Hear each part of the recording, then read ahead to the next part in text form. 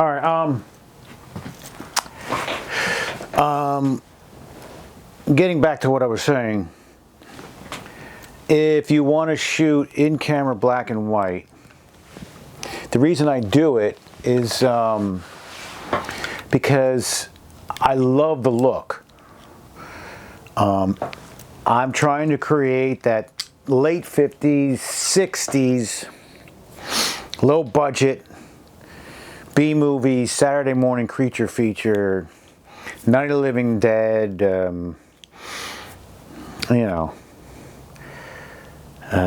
Ed Wood movies, just this Creature from the Black Lagoon type of stuff.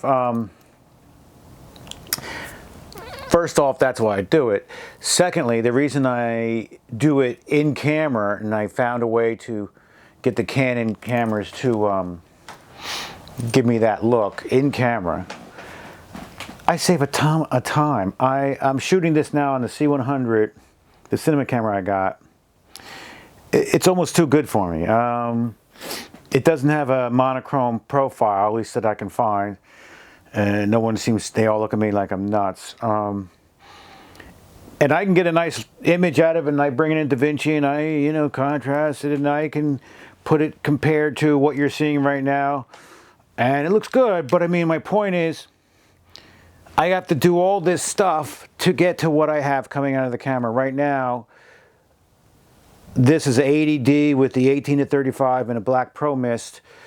That's another thing that I recommend for the to shooting low budget black and white, because the Pro Mist it blooms the light. I don't know what you could see. I can't see anything. So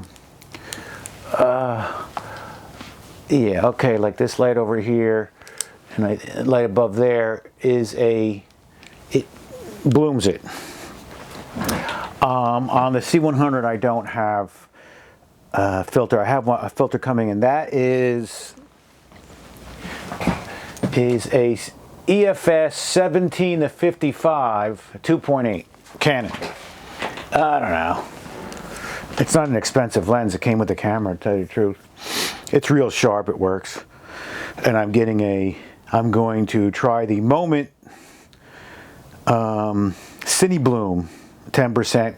Filters could be coming in any day on that.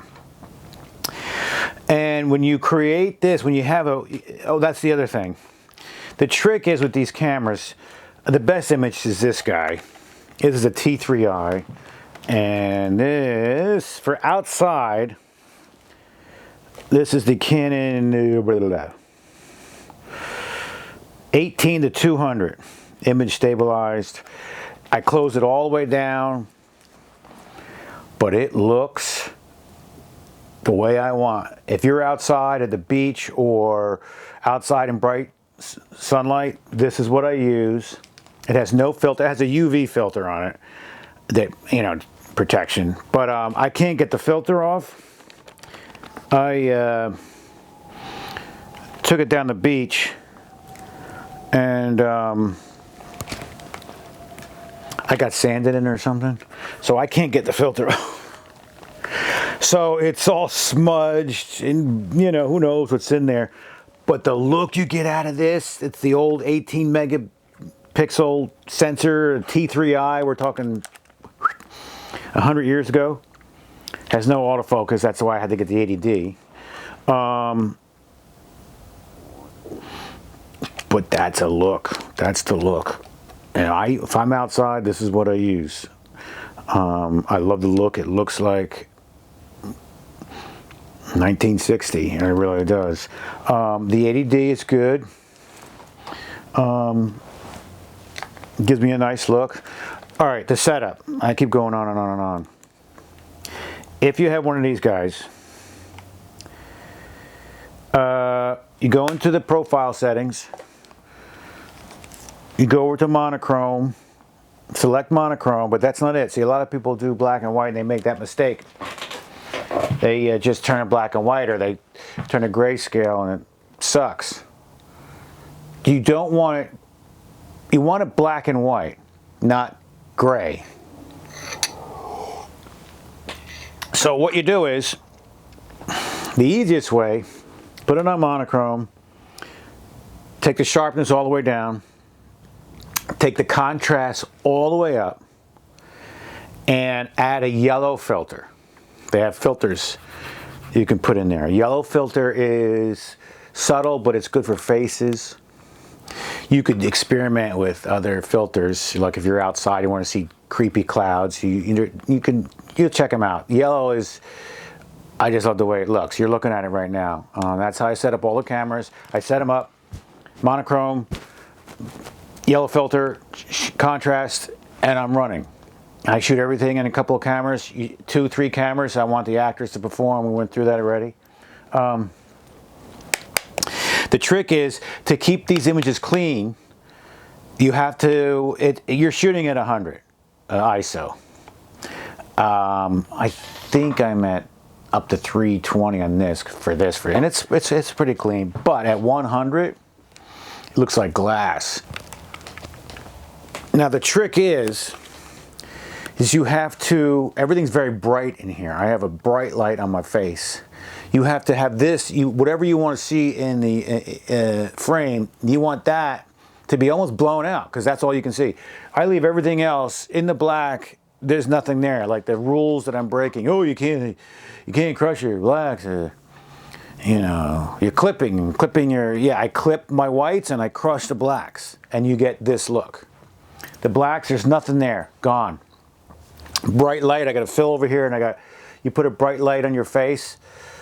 I'll show you a clip of that. It's when you light your subject very bright, close, and you just let everything else fall away. That is black as black, and that is a good look. That is, it's kind of like a noir. You know, that's film noir.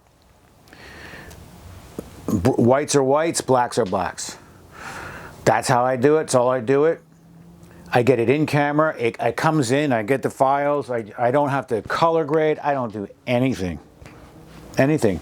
I edit and I'm out the door.